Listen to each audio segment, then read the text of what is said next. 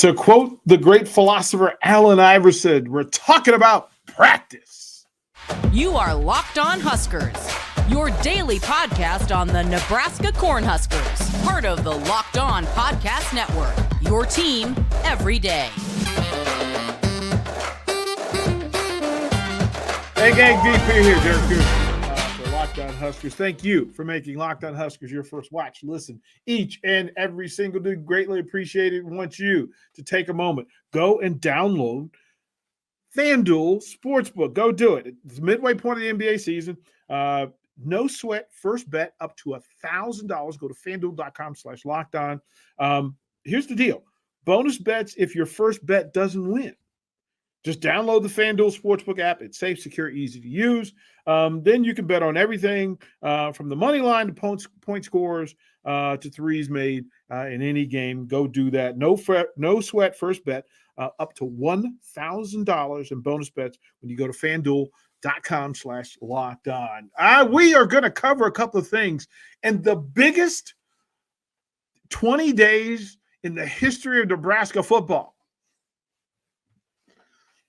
Spring practice. And listen, over the course of this episode, I just wanted some things that we have to focus on.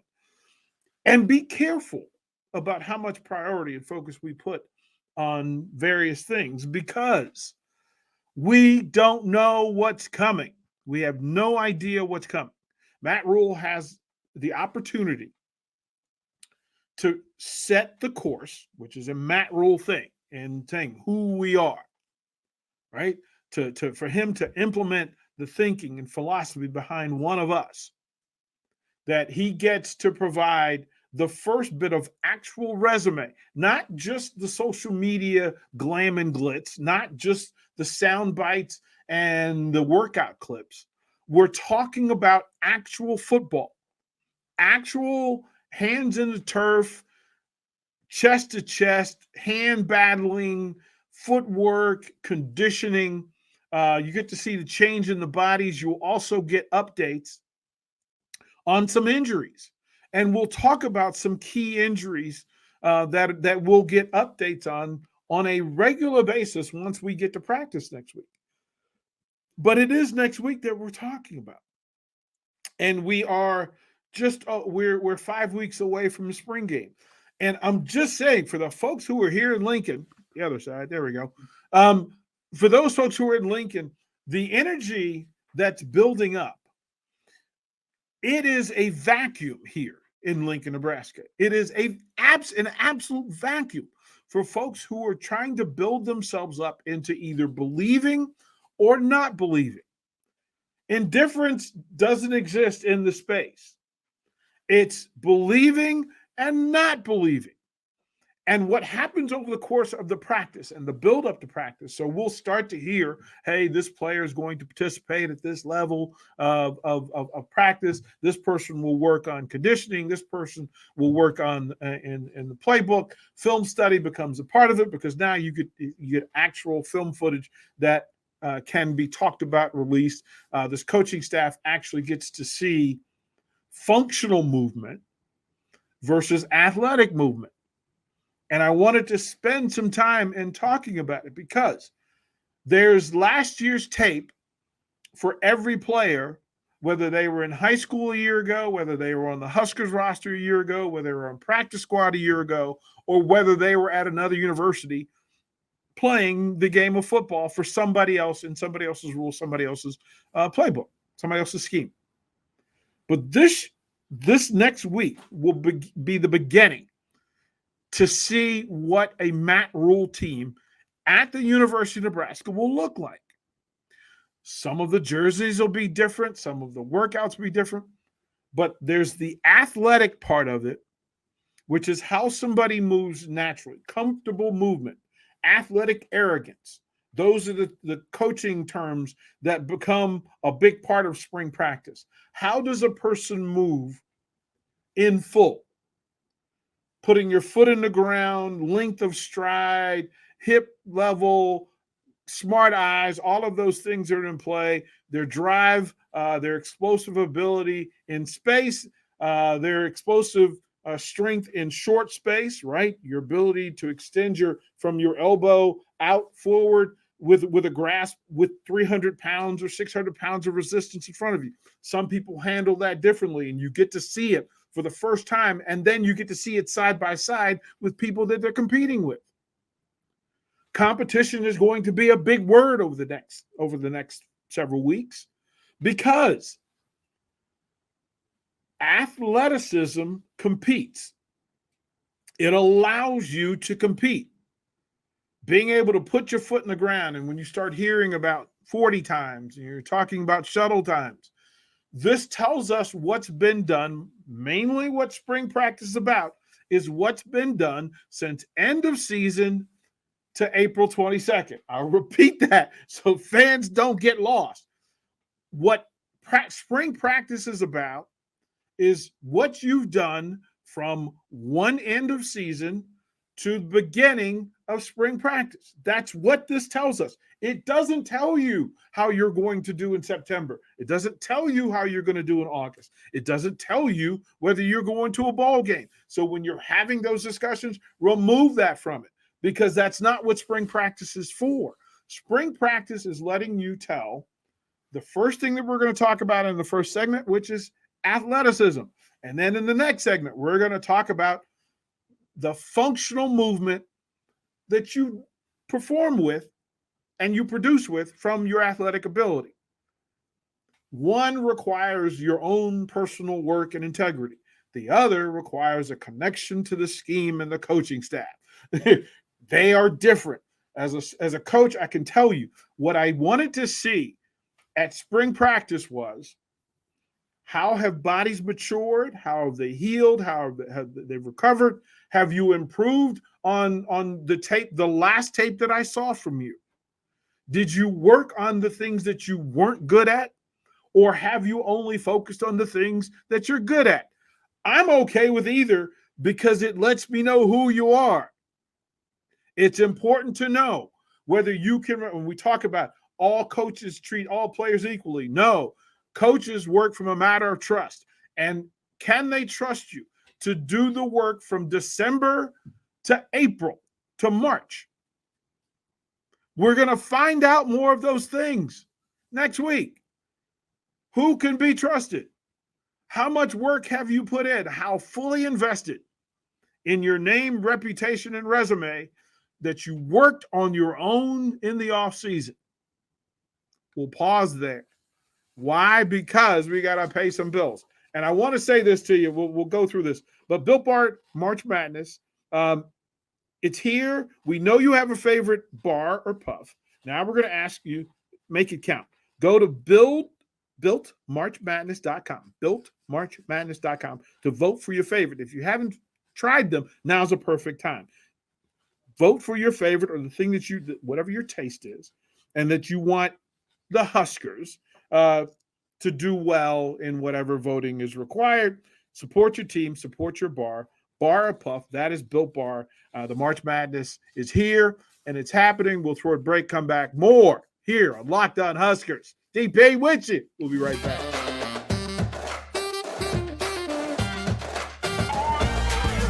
What's up, gang? Welcome back to Locked On Huskers. Again, thank you for making Locked On Huskers your first watch. Listen each and every single day. Greatly appreciate it. Please, if you have not subscribed, like, share, let folks know the content is out there. We're going to ride through. You're going to get a Locked On Huskers every day for the rest of March. And then we're going to give you 20 episodes in April, taking you all the way up to through the spring practice game, April 22nd. And then we'll follow it up with recaps of what we learned along the way. So buckle up. Locked On Huskers is going to take you through. I want to thank you folks, for making Locked On Huskers your first watch, but grab your bracket and go listen to Locked On College Basketball Bracket Breakdown. National analysis, insights from local experts. The Locked On College Basketball Breakdown has everything you need to make the most informed decisions on your bracket. Find the episode on Locked On College Basketball wherever you get your podcasts and on YouTube. We were talking about athleticism and spring practice and what you're looking for and the things that come into play. And then what happens next from the coaching aspect and from the athlete standpoint, because the athlete knows how much work they've put in the offseason. Conditioning doesn't lie. It doesn't lie. Now, sometimes injuries have something to do with your conditioning. Your cardio could be, you know what, I've been working on a knee and I haven't been able to extend. And okay. To tell you that the surgery and recovery take precedent over the conditioning. If you've been playing the game, for most of these young people, they've been playing the game between 8 and 15 years already. There is wear and tear. There are scars. There are healings that are required. At the end of the season, nobody's healthy. So if they've played high school football in full, and if you're playing at the next highest level, that you've probably played some extra games along the way. You've played 7-on-7, or you've gone to lineman camp. So you've done extra work than most people. You are not without scar or recovery. That's just a part of how it works.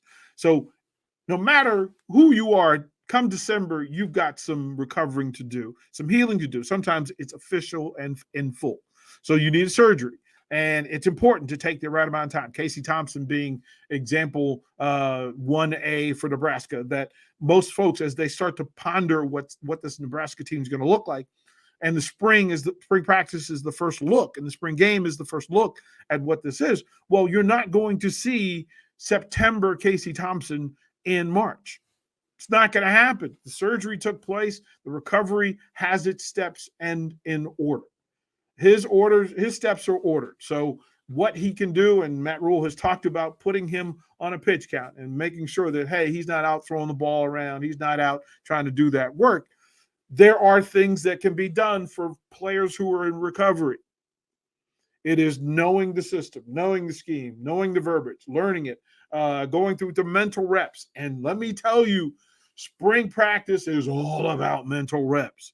My goodness gracious. It's going to be big to sit back and for Casey to be able to hear play called, be able to put it in his mind about what the new verbiage sounds like and means. And then for quarterbacks, being able to fire those play calls back off, because the verbiage is different than any play call he's ever done in his life. New coaching staff, new system, new core offensive coordinator, new quarterbacks coach. Guess what? All the verbiage changed, and this is an install. Spring practice is an install. But what you want to see is the functional movement from anybody that's going to take the field. For quarterbacks, right? Arm strength, we talk about arm talent. Arm talent. Spring practice will tell you from an arm talent standpoint what it is that this quarterback will be able to throw. What throws does he make in high repetition with high consistency? I repeat that. Quarterbacks, whether he can make throws in high repetition and high frequency. Can they be consistent in those throws? Right? Some quarterbacks have great short game accuracy, but they waver in the long throw. Some people have arm strength to throw that 20-yard out, which is a very difficult throw, and their ability to show functionally that they've done the work from December until March to make those throws. Now, Matt Rhule and Marcus Satterfield know what this offense is going to look like, or at least what they hope it's going to look like. So this may be an option route throw at a high volume offense. This could be a wide receiver screen. This could be the quick out throw that has to be made on time. And Nebraska fans, some of you just get the hair on the back of your neck just sprung up because you're familiar with quarterbacks who couldn't make that wide receiver screen throw. They couldn't make it consistently. So you have to know from a functional standpoint for running backs, do you understand the verbiage? Can you take that 4.5 speed, put your foot in the ground, and then come out of friction and hit 4.5 speed with a quickness? Nobody runs 4.5 from the I-back position to the line of scrimmage. That's not what you need. Functional talent requires what you do at friction and then at impact. Because at impact is where you need to extend your stride and get long with a quickness and in a hurry. Functional talent.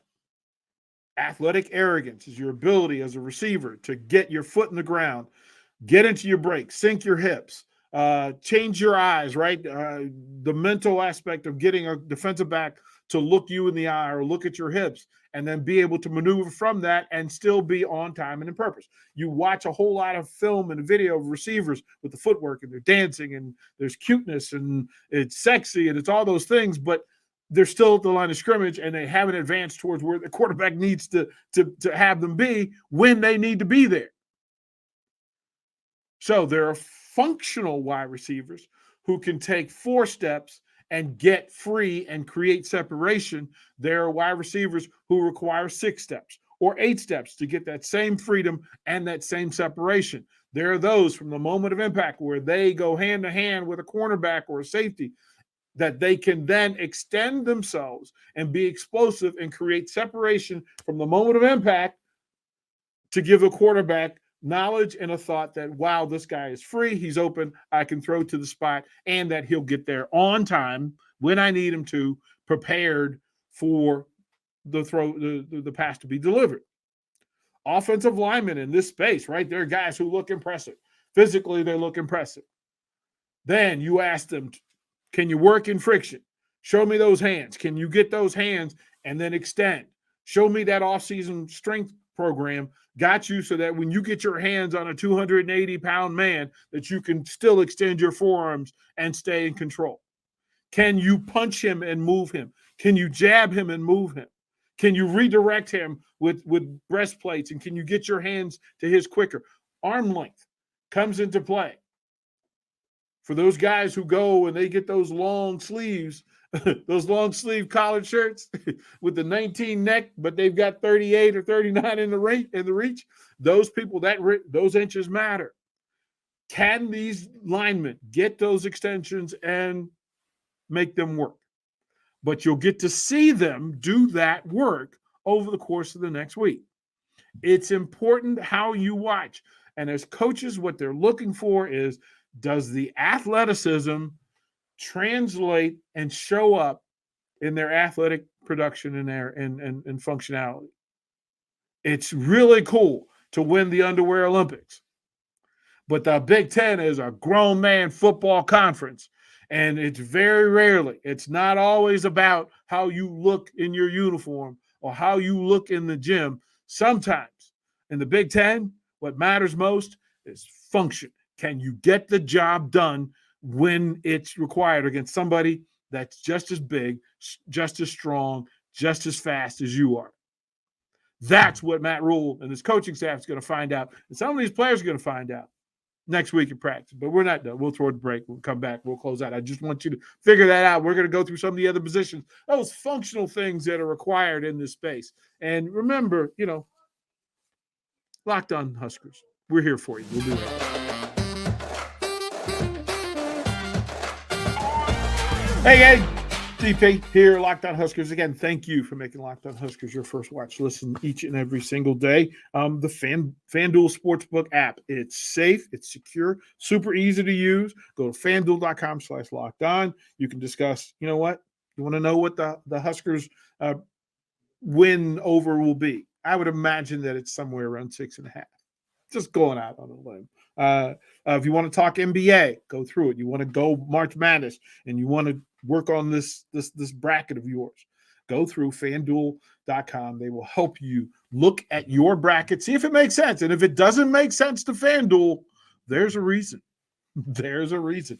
To close it out, I wanted we talked about offense and the defense, because it's such a unique function at each position, and we have to get into those 3 numbers that just are going to ride with us through September, and no matter how we try to avoid it, you can't. 3-3-5. Those numbers are just going to be said ad nauseum over the course of the next 5 weeks. We'll take a break, and then we'll get into a full 20-week sprint of 3-3-5 talk, because we won't be able to get around it. And here's why. There are all of these players with all of the talent, whether it's a returning player, whether it's a transfer player, whether it's a new player. even if it was a practice squad play.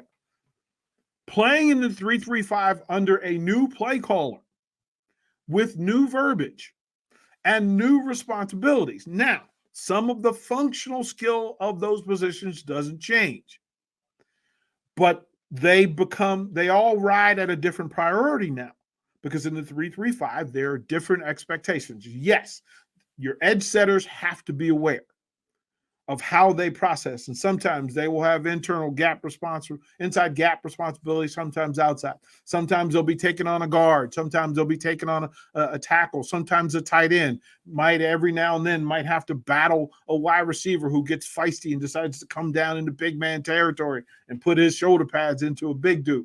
Sometimes they're going to have to read a quarterback, depending on where in the Big Ten, who they're playing in the Big Ten, and how they like to focus, because Wisconsin offense looks entirely different than Ohio State. They have different reads and they have different tendencies. So you have to learn those things.